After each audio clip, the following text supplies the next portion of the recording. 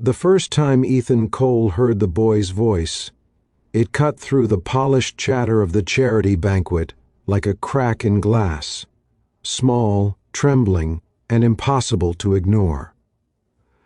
"Please don't take our food.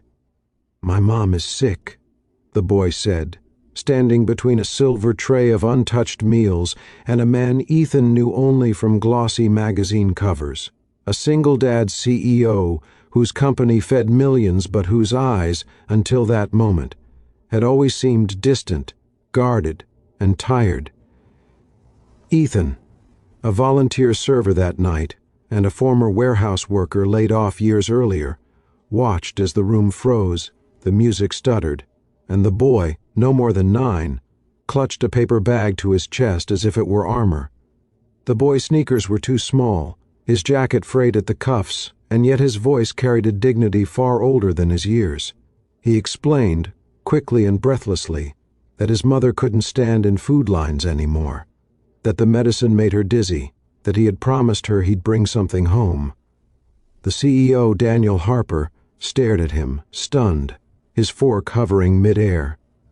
Daniel was known for decisive leadership, billion-dollar acquisitions, and for raising his daughter alone after his wife's death, but nothing in his carefully ordered life had prepared him for the raw courage of a child begging not for himself, but for someone he loved. Around them, guests shifted uncomfortably, some embarrassed, others annoyed, a few reaching for phones as if to capture a moment instead of understand it. Ethan felt a familiar ache in his chest, the same one he'd felt years ago when he'd stood in a similar line with his own mother, praying the food wouldn't run out before it was their turn. Daniel finally lowered his fork, knelt to the boy's level, and asked his name.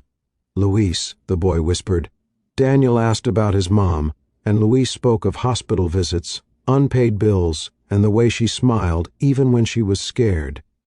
Something in Daniel's face changed then, a quiet fracture beneath the confidence, as he remembered nights reading bedtime stories in a hospital room, holding his daughter's hand while machines beeped and hope felt thin. Without another word, Daniel stood, lifted the tray, and told the room that the event was over, that every meal would be packed, delivered, and redistributed to families who needed it, starting with Luis's. A murmur rippled through the crowd, disbelief turning into applause, but Daniel wasn't finished. He announced that his company would partner with local clinics to ensure families like Luis's didn't have to choose between food and medicine, and that this wasn't charity, it was responsibility. Tears welled in Luis's eyes as Daniel placed the bag back into his arms, heavier now, fuller, and whispered, "You did the bravest thing tonight."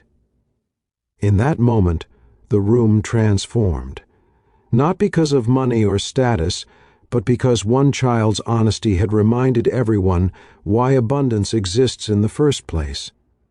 Ethan watched guests line up to help, offering rides, contacts, quiet apologies, and for the first time in years he felt hope rise without fear of disappointment.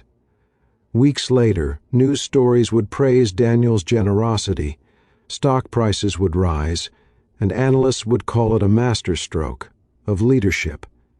But Ethan knew the truth was simpler. Compassion had interrupted convenience. Humanity had spoken louder than pride. And somewhere in a small apartment across town, a mother would eat without worry, a boy would sleep without hunger, and a single-dad CEO would tuck his daughter into bed knowing that success, real success, had nothing to do with how much you have, and everything to do with what you're willing to give when someone says, "Please,